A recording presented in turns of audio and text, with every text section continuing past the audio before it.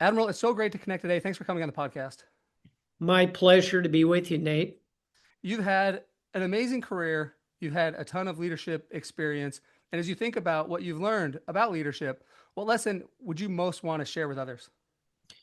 I'll give you three things that kind of occur off the top of my head. And let's make the assumption that people know the general tenets of leadership and taking care of people and learning your craft. There are so many different aspects. But let me give you three things that not everybody thinks about in terms of leadership. Number one, physical fitness, keeping yourself in shape. And I'm not talking about being a marathon runner or triathlete. I'm talking about getting, 8,000 steps a day. If you can manage that, 10,000, even better. Doing a little light lifting, making sure that you are getting a regular physical. That's part of physical fitness because leaders need energy and they need health. Number two, again, I think most people have figured out that, hey, you got to be loyal to your boss, looking up. You got to take care of people who are working on your team. But I think many of us in the world of leadership are kind of short on peer relationships. Let's face it, your peers know you better than anybody else. And I remember being at the Naval Academy as a very young midshipman, and I was kind of, to be honest, I had a pretty high opinion of myself. And my classmates at the Naval Academy helped me understand the world didn't revolve around Jim Stavridis. And I carried that lesson into my life and career. I've learned so much from my peers, and I'll close on that one, Nate, with a very quick story of failure on my part. Many years after the academy, I was captain of a destroyer, and the ship failed a big engineering inspection. I thought I was going to be fired, probably should have been, but the Commodore came down, my boss gave me another shot. My sailors came up and patted me on the back and said, "Hey, Captain, we got this." But what really floored me in that moment of truth in my career was the way my peers stepped up to help me. And every captain on that waterfront who is a contemporary of mine called me and said, "Hey, Jim, pretty bad day yesterday, failing the big inspection. What can I do to help? Do you need parts for your equipment? Do you need my master chief to come over and help with your training? Do you need sailors to come work alongside of yours on your ship?" My peers saved me that day. And so I think my number two, Nate, is invest in those peer relationships. They are going to be honest and they can help you in times of real crisis. And number three, and this is just a personal choice of mine, but I'm a strong believer that great leaders are also great readers. That by diving into books, into literature, into history, biography, certainly nonfiction, but also great novels, you can put yourself in those books and learn so much. So there's three things that perhaps don't always leap to the top of what leaders ought to be thinking about, but physical fitness, certainly peer relationships can surprise you in very positive ways, and always have a book in your hand. I love to hear it. And maybe I could just comment on each of these briefly. One of my best friends, Brian Porter, he's a former guest of the show, and uh, he's actually he'll be on it twice because we just did another 2 hour interview talking about health. And the reason I mentioned Brian is because he's a former Carlyle guy. So I think he was there before you. And I don't know if this is part of the Carlyle culture to talk about physical fitness, but in all the interviews I've done and all the people I've talked to about leadership, you are the first that has connected physical fitness to leadership. And as you say it, as it was coming out of your mouth, I was thinking, of course, it's a it's a building block. It's a fundamental piece. If you're not healthy, if you're not strong, if you're not energetic, how can you be a great leader? So I really appreciate that. Let me add one final thought to it, and it's sleep. It Yeah. is getting enough rest. And that's hard to do, right? We're all in busy lives. Some of us, like you, Nate, have young children. We want to really be hard charging in our career. Getting enough sleep really matters. And in the military, we often say sleep is a weapon, meaning if you're not rested, if you haven't gotten rest, you're not ready for the battle. And that finding that balance is hard, but it's also part of that same idea. Yeah, I love it. Brian Porter talks about how sleep is the free performance enhancer. Nothing can enhance our performance better than sleep. And I love this phrase, sleep as a weapon. So couldn't agree more. Love that advice. And then you talked about peer relationships and how these are the people who are honest with us, who know us best. It made me think of something John Wooden shared that I read years ago. And I love it. He said, treat friendship like a fine art. Mm. And that stuck with me. And just thinking about that has caused me to create multiple text threads with high school friends, college friends. You know, every week or so, I'll think about that quote and I'll think, who haven't I reached out to lately? What friend haven't I been in contact with? If I travel to different cities, try to reach out to the friends. And I, a lot of people might talk about the value of relationships. All relationships are important. But I appreciate the peer relationships, because like you said, that relationship is a little bit different. They can be more honest with us than, the direct reports. And so I really appreciate the value of, yes, value relationships, but value those peer relationships. Yeah, and just a final thought there as we go through life, many of us kind of move jobs, come to different points in our career, but being able to reach back to the friends you had when you were a junior officer, for example, in my case in the Navy, they have a perspective on you that no one else is going to have. You may walk into a new firm like at Carlyle, where I'm vice chairman today, and yeah, I have a new set of peers here, but the peers that can really grab me and say, "Hey, Jim, you're standing into danger with this position you just took on CNN." I may agree with them, I may not, but they are unafraid to reach out. That's why those peer relationships can be so valuable. Well, I assign this podcast to students of mine, and I get, great feedback. But I think, the most honest feedback comes from the peers. One of my best friends from high school says, I love your podcast.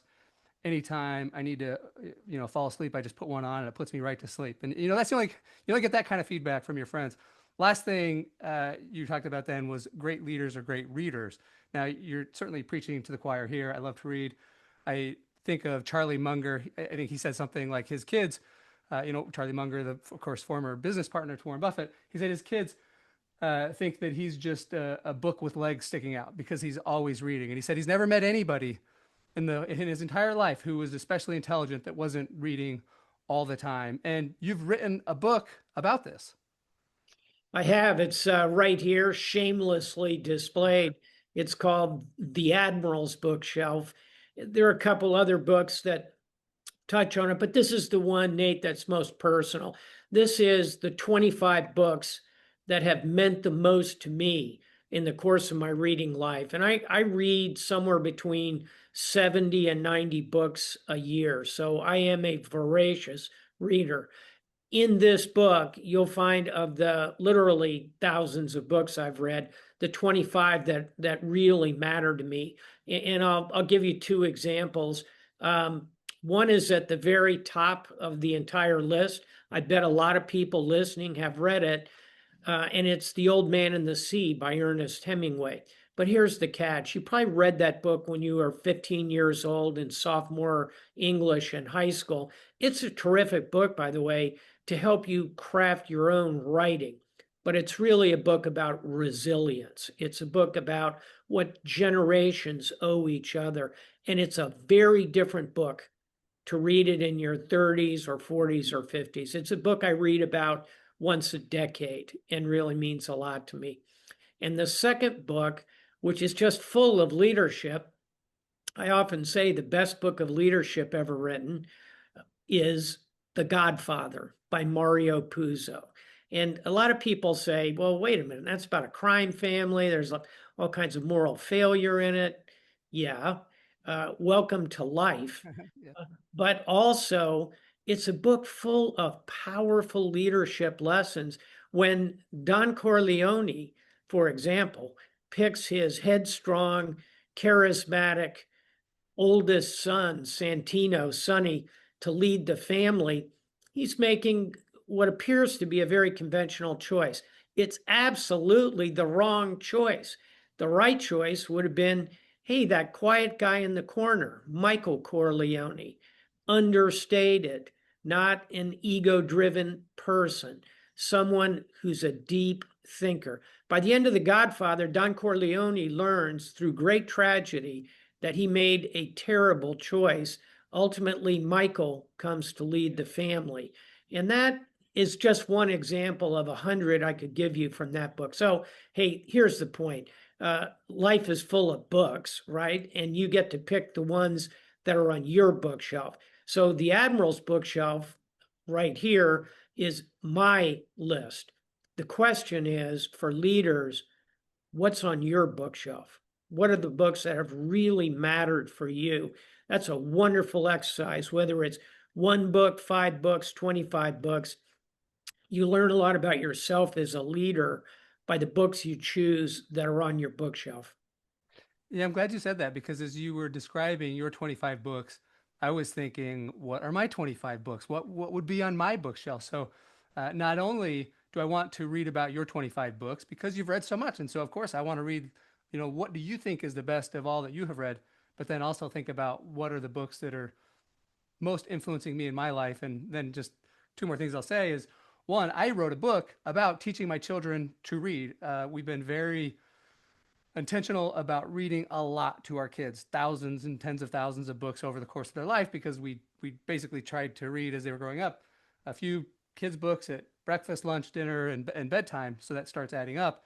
And the nice thing about reading is you get to live vicarious lives, right? You get to experience the leadership choice made by the mafia boss just by reading about it. And of course, we can learn through experience. The only other way to learn is vicariously, and reading books is one of the best ways to do that. And then, as Yeah, you're talking about, George Martin, who wrote famously the Game of Thrones books, said that to be a reader is to lead 1,000 yeah, lives. yeah, yeah, That's a pretty good line. yeah, And I think it's absolutely true. And I'll add one other thought to it, and you alluded to it already, but every book is a simulator. It's an opportunity for you to say, hey, what would I do if I were, for example, the character in A Connecticut Yankee in King Arthur's Court? Here's a modern day, Mark Twain's modern day engineer who's thrown 1,000 years into the past. And by definition, he's the smartest person in the Middle Ages, right? He knows the world is round. He yeah. knows engineering. He knows metallurgy. He's got all these incredible skills and all this knowledge, but he can't communicate any of it. And that irony, and to put yourself in his shoes and understand how difficult innovation is a powerful lesson for leaders today. Pouring gas on the fire. If we really want to learn, we've got to read. And then I look forward to rereading The Old Man and the Sea, and it reminds me of a quote that I heard, maybe Stephen King, but I can't remember. The best reading is rereading. Yeah. So I look forward to rereading that. Well, this has been wonderful. I appreciate these lessons. It's a unique perspective on leadership that I've not heard before. Any final things you'd like to share, Admiral, as we wrap up? The final thing I would say to everybody on the call is humility. Don't think of yourself as this walking resume, whether you are a brilliant Nobel Prize winning physicist, or you're a great writer, or you're the top professor at an amazing university. Those are, in the end, those are your resume qualities. Humility derives from, how are you doing, dad, mom? How are you doing as a son or a daughter? At your funeral, believe me, no one's going to be reading your biography. They're going to be talking about your life as a family member, as a parent, as a friend. Those are the things we all need to focus on in our lives. That also makes us better leaders. And the humility helps us learn. If we're prideful, it's hard to learn. And then, of course, like you're saying, the humility helps us have great relationships. Indeed. Admiral, it's been so great. Love that you would share the time, share the lessons with me. I look forward to reading about your 25 books. I'll be thinking about my own. So thanks so much for coming on the podcast today. Thanks a lot, Nate. And I expect an email from you that tells me what's on your bookshelf. You got it.